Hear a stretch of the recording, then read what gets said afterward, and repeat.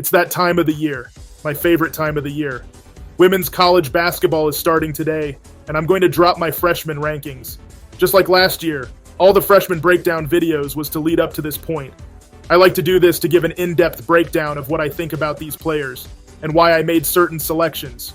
For this list, only the class of 2024 players will be considered, so no redshirt freshmen from 2023 or anything like that. These rankings are also based off how I think they will do their entire college career, not just specifically their freshman year.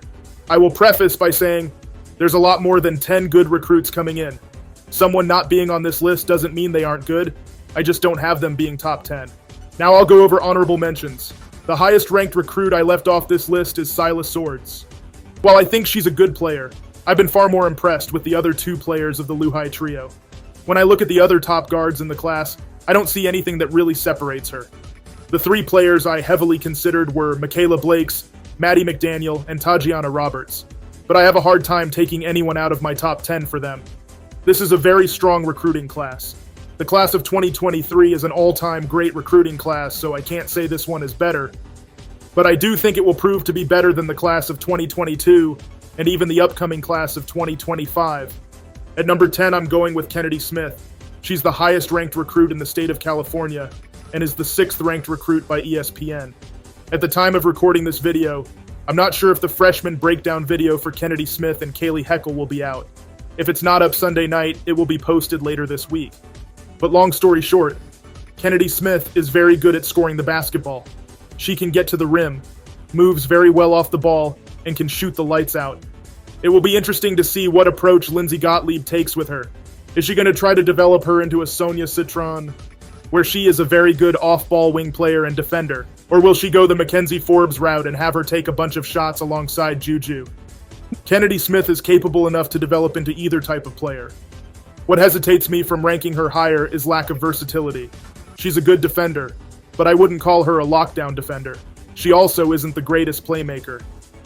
I worry about the type of impact she'll have on the game if she's not scoring. That being said, she's still good enough to crack this list.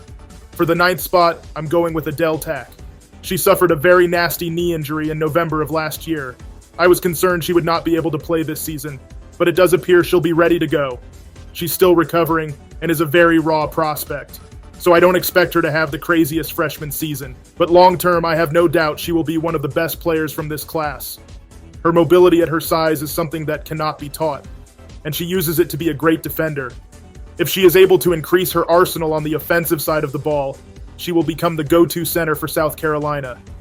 Sure, she needs some player development, but what better coach to develop a post player than Dawn Staley? Her track record speaks for itself.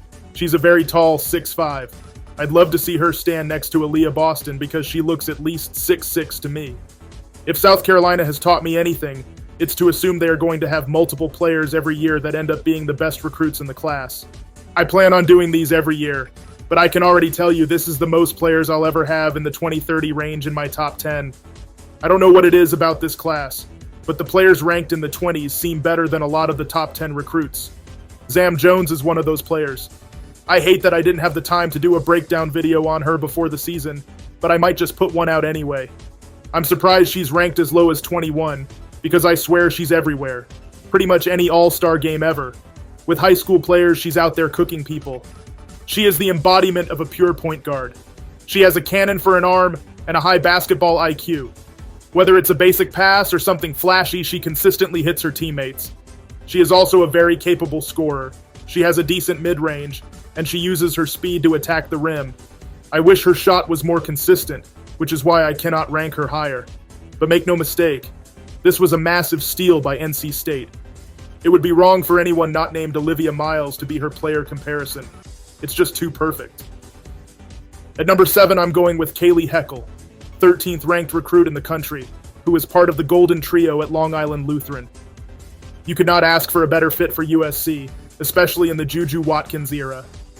Kayleigh is fast, plays with a lot of hustle, and has the skills of a true point guard. Her playmaking is going to be crucial for USC. She should have no problems racking up assists with Juju and Kiki on the team, along with the other talent they are surrounded with. She can also shoot the ball very well, which will do a lot for USC's spacing. On top of that, she's a very good defender. Just like Courtney Williams, she is great at getting others involved, but she can take over the game when it's needed. Her driving and mid-range ability will cause a serious problem for whoever has to guard her. This was a very good player for Lindsay Gottlieb to snag in the recruiting process. At number 6, I have Kate Koval. The upside she has is ridiculous. I heavily considered putting her in the top 5 because she easily has the tools to be a top 5 recruit. We are talking about a 6'5" big who can score at all 3 levels, pass, and get buckets in the paint. She's by far the best post player prospect in the Neil Ivey era, and one of the best Notre Dame has had in general. However, she's very raw. There's times where she's going to look like she could be the number 1 recruit in the country, but there's also times she's going to be non-existent on the court. Because that's exactly what we saw in high school. There's not another player in the class where there's such a massive difference in between what their floor could be compared to their ceilings. If she lives up to her potential, she's going to be completely unguardable. There's not any player in the country that has her size with that level of skill. What will really help her out is playing at Notre Dame. You could not ask for a better team for her skill set. It's like it was meant to be. Now we get into the top 5, starting with Sarah Strong. Sarah Strong has one of the most beautiful shots that I've seen. Kate Koval can shoot very well, but in terms of who is the best shooting post player, it's no contest. There's a reason I called her Sarah Swish. She's easily the best passing post player as well. You could put up either of those skills against most of the guards in the class, and she would win. She has an incredible basketball IQ and can rebound very well. If we're comparing Sarah Strong to other ranked number 1 recruits in the past, she's a Haley Jones level prospect, a very good player who will be a multi-time All-American, but not a transcendent talent like Juju or Paige Beckers, and that's what you have to be for me to put you over Joyce Edwards. I would argue Sarah Strong is closer to Kate Koval than she is Joyce Edwards. She shoots and passes better than Kate, but Koval is noticeably taller and has a much deeper bag in the post. I went back and forth between those two for the 5th spot, but I went with Sarah because I think her shooting is simply too good to not be a top 5 recruit. For the 4th spot, I have Jaloni Cambridge. There is fast, then there's Jaloni Cambridge fast. When I first saw her play, I could not believe how fast she was. This legitimately looks like WNBA speed. But it's not just the fact she's quick. She knows when to use and how to maximize it. She's a blur on fast breaks, and she easily blows by her defenders in a half-court set. But the real reason I have her in the 4th spot is defense and court vision. There's going to be very few times Kevin McGuff looks at the film room and tells Cambridge she made the wrong read. If there was a stat that tracked the rate at which a guard recognizes an open player, I would bet Jaloni would be number 1. Her defense is just as impressive. Her being undersized means nothing. I can't help but think she's the second coming of Rory Harmon. They are so similar in play style and skill. Ohio State has something real special. If they surround her with better shooters, the sky is the limit. For those who watched the Kiyomi McMiller video I posted a few days ago, this ranking comes at no surprise. She's the 27th ranked recruit in the country, and was not named a McDonald's All-American, which is absolutely wild to me. To say Kiyomi is a flashy player doesn't do her justice. She is an artist. She's not just flashy for show, it has a purpose to it. She has one of the best shot creation abilities I have ever seen. She is able to get open against any type of defender with relative ease. She is going to be box office. The Rutgers Arena will be empty towards the beginning of the season, but that would soon change. But she's more than just an entertainer. She is someone that is going to wreck the Big Ten and show up anyone that sleeps on her. I think the worst case scenario is her becoming a Georgia Amore level player. A good scorer who could be more efficient but can be a good facilitator. But her ceiling? My goodness, she doesn't have one. There's a lot of amazing guards in the class. They do not look like Kiyomi McMiller. This ranking is controversial now, but it won't be once this season is over. I made a video talking about Toby Fournier in late February. I stand by everything I said about her being a female Zion, being the best defender in the class, and a multi-time All-American. There's only one opinion in that video that has changed, and it's her being the number 1 recruit. I'll explain why I made that change once I get to that person, but don't get it twisted, she is still built different. That athleticism is something else, and she has the mobility of a guard to complement it. I really hope Kara Lawson doesn't limit her to being a generic center. Yes, she's a very good back-to-the-basket player, but where she's best offensively is when she's attacking people on the perimeter. She's similar to Giannis to where even though she can't shoot, her athleticism and ball handling allow her to get downhill without much difficulty. And defensively, she's going to be a massive problem. She is the only player in this class I gave a 10-star rating on defense, and there's a reason for that. Her leaping and mobility allow her to guard positions 1 through 5, get chase down blocks, and be a great help defender. I could very easily see her being a 4-time member of the All-ACC defensive team. I think she would have won multiple Defensive Player of the Year awards in that conference too, if it wasn't for Hannah Hidalgo. And who knows, it might happen anyway. That's a rivalry that is going to feed families. Make no mistake, the reason you are seeing Duke shoot up in the AP and any other polls is because of Toby Fournier. They expect her to have a major impact, and for good reason. She's my pick for National Freshman of the Year. I can see her averaging at least 2 blocks per game, 1.5 steals per game, and a double-double.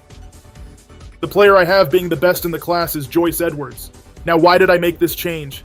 I still think Toby Fournier will rack up the most individual accolades, as Joyce has to share the ball with so many stars. But if we're asking who is a better player, it has to be Joyce Edwards. No one has done more this year to prove they are number one. She was the co-MVP of the McDonald's All-American game and the Jordan Brand Classic. But if we're being honest, she should have just been the sole MVP for those events. She was the MVP of the AmeriCup tournament this year, and the year before she made the All-Star 5 in the Under-19 World event. And by the way, she was only 17 at the time. I can't watch Joyce do that and have someone ranked over her. Her motor is absolutely ridiculous. She has the best post moves out of anyone in the class, can shoot mid-range jumpers, and drives and handles the ball like a guard. Someone as young as Joyce should not be that good at basketball. It's actually scary. There's not many post players in the country I would take over her right now, even as a freshman. Who knows what she's going to look like with even more development. And you best believe Dawn Staley is going to have her right. Joyce Edwards can school any player in this recruiting class, both figuratively and literally. She's just as good in the classroom as she is on the basketball court. But that's it for this video. I had a lot of fun making it, and I hope you all enjoyed watching this. You all have been really supportive of the channel lately, and I greatly appreciate it. But give me your thoughts. Is there a player that isn't here you think should be? Is there someone you would move around? I'll be doing another one of these exactly a year from now with the class of 2025 players. But don't go anywhere. There's going to be a lot of great videos during the season as well. As always, thanks for watching.